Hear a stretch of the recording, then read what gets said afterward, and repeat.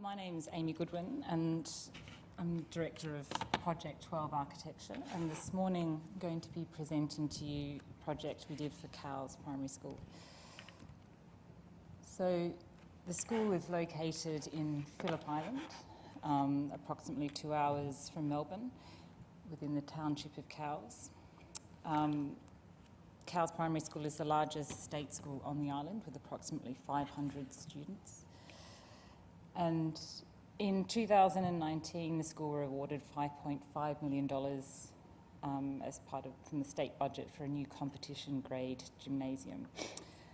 This provided the school with an amazing opportunity and the broader community as well. Principal Rod McKenzie, who you see there jumping for joy on the left, was a huge influence on the project and an advocate for the gym and was lobbying from before we were ever involved, and understood the need for this type of facility on the island. The school had outgrown their existing gym and had no space to gather as a whole school, and the local YMCA was the only other public court on the island, and it was worn and dated. And Rod was clear from the start that the result had to benefit both the school and the members of the community on the island. So siting was key to trying to achieve a successful outcome for the project. The school's on a unique site and had many assets that a lot of state schools would be very envious of, including their own pool and an area of native landscape to the southwest corner, which they called the community sanctuary. The sanctuary was rarely used by the school, and we wanted to explore ways to improve this interaction and connection through the project. And so, through close consultation in the master plan process with the school, the VSBA and the broader community, it was established that the best location was to site the gym to the northern edge of the sanctuary and kind of bordering where you see this gap between the existing pool fence and the landscape. This provided good access, separate access for the broader community, so utilising an existing gravel car park to the northwest corner, and meant that there was minimal disruption for the main school when the community were using the facility. Also, we looked at providing pathways back to the main campus and establishing a connection through the sanctuary itself and making that a meaningful pathway.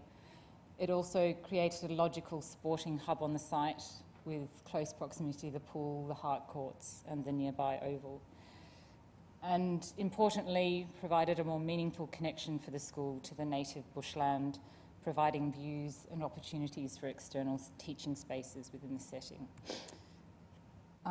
So I guess the somewhat limited brief and the quite prescriptive budget determined that, a fairly rational plan. So the community entrance is to the northwest or the top left corner that you see there, and that's within this single-storey volume, which also houses a kind of foyer and access out to the pool, shared change facilities that can be used by both the gym and the pool. The main gym space you can see there with bleacher seatings to the south with an outlook to the landscape. The day-to-day access for the students and the school themselves is to that northeast corner, and we've established accessible pathways back to the main campus.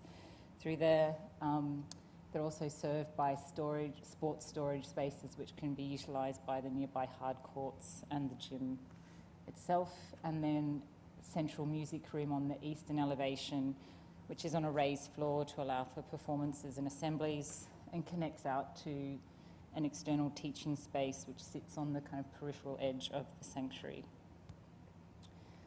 An important consideration was how to integrate this building, which was quite, relatively large, in close proximity to the native bushland.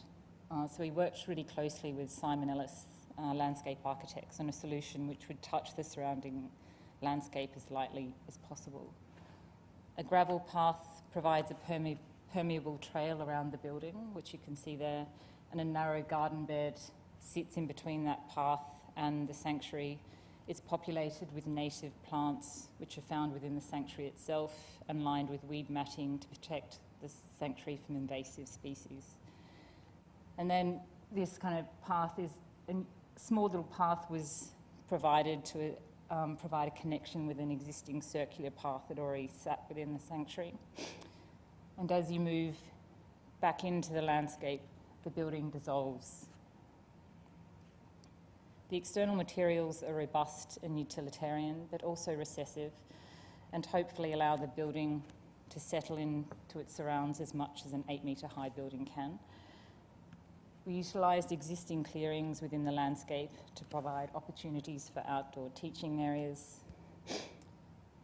And then in terms of the broader architectural language, the building is grounded by a black band which runs around the base of the building, comprised of pre-finished cement sheets and a mild steel fascia which conceals services and gutters to the single-storey volume.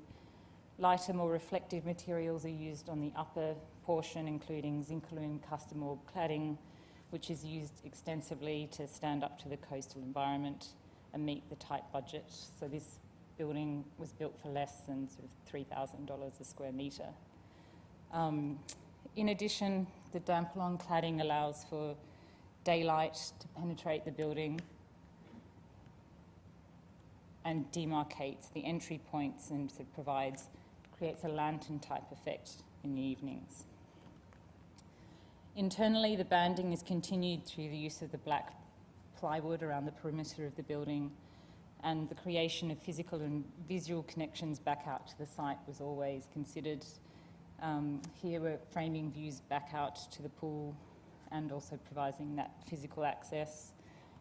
Change rooms which were again used to serve both the pool and the gym and replace the kind of worn and asbestos-ridden change rooms of the existing pool.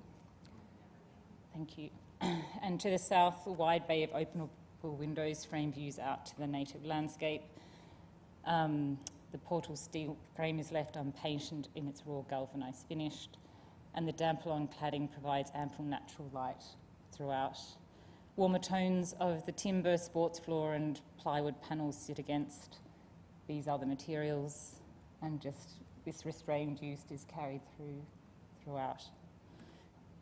So I guess ultimately this project has looked to provide the school with the stated brief of the competition grade gymnasium, but also allowed for the uplift of the schools and re-engagement of their existing facilities, including the pool and the community sanctuary, and ultimately providing a space where the kids can gather, the school can meet, and that the community can